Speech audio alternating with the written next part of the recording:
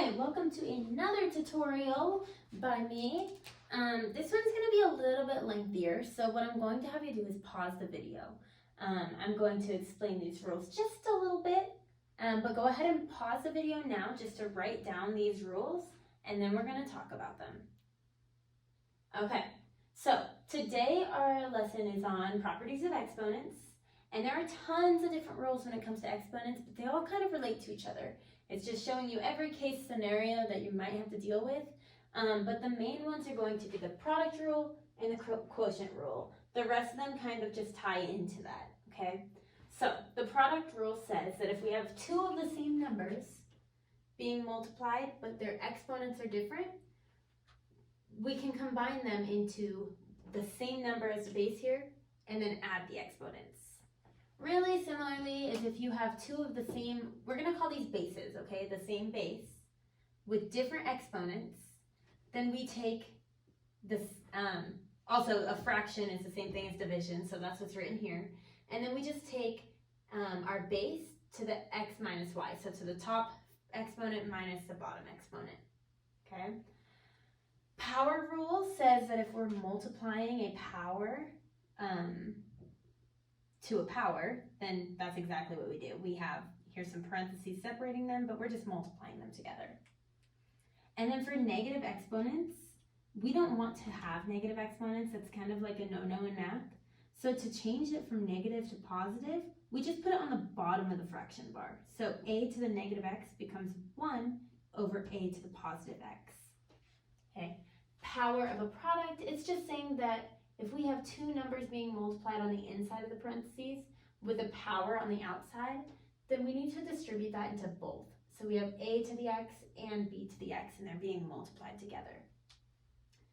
Power of a fraction, really similar, except there's division in here. So we just put that power to the top and to the bottom, a to the x over b to the x. This one, it's the zero exponent rule. It says that anything to the 0 power equals 1. It does not matter what a is. If it's to the 0 power, it is 1. Okay? And the very last one is a fractional, sometimes called a rational exponent. So rational and fractional are kind of the same thing. A to some fraction of an exponent. It can be rewritten as some kind of radical, which is kind of, you might know it as a square root, but this is called a radical when the power isn't squared. So y is from the denominator and x is from the numerator, and it's inside of your radical.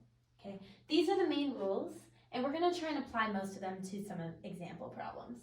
So starting with this first one, we're multiplying two terms together, and we've got a couple things going on. We've got a number with a variable and an exponent times a number, variable, exponent, okay?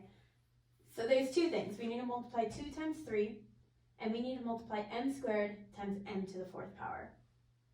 So what we have now is 2 times 3 times m squared times m to the 4th, okay?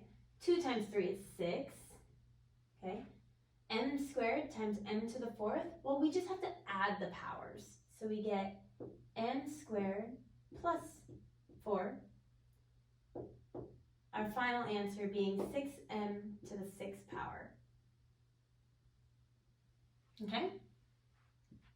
All right, moving forward, we have something just a little more complicated. Now we have two different variables. Doesn't change much for us, but something that does change is the fact that we have a negative power here, and we don't want that. So the first thing we're going to do is move that to the bottom of the fraction. Doesn't look like there is one yet, but we can make one, okay? So what we got is x squared times x cubed y squared, all over y to the 4th power, okay? So the next thing we want to do is try and combine our x's. So we now have x squared plus 3 y squared all over y to the 4th. Okay, so x to the 2 plus 3, we get x to the 5th, y squared over y to the 4th. Now, something that's a little tricky with the quotient rule is over here we see that the numerator is, or the denominator is being subtracted from the numerator, but sometimes we can do it opposite to save a step. So we know that if we do 2 minus 4, we're going to get a negative on top, and we don't want that. So what we're going to do instead is we're going to just move this straight to the bottom. So we have y to the 4 minus 2, and our final answer here is x to the 5th over y squared. Okay. Sometimes it can get a little tricky, so don't be afraid to take it as many steps as you need to get to the right answer. Okay, so here we're dealing with power of a product and power rule, okay? So we have this 2 that needs to be distributed in both. So what we're going to end up with is 4 squared times a cubed squared. All right, I'm just gonna get down here really quick. So 4 squared, we get 16 times a to the 3 times 2, so a to the 6th power. And that's our answer. We don't need the multiplication sign though. So I'm just gonna write 16a to the 6th power. Right?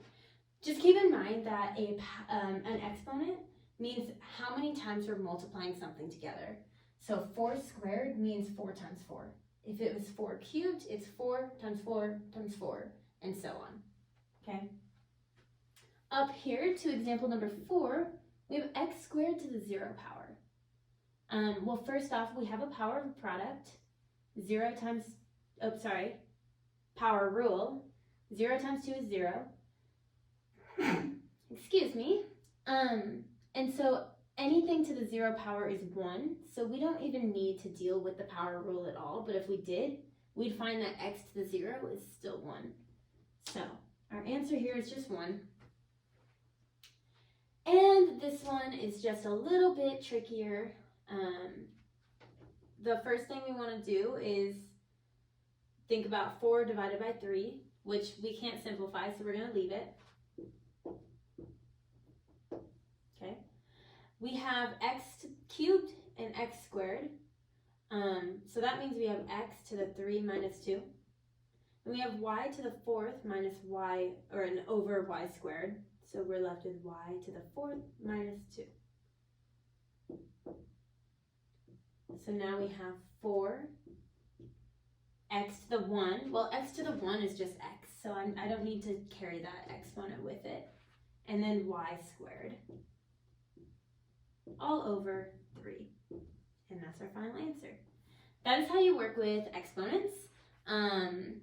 There should be some kind of quiz for this as well.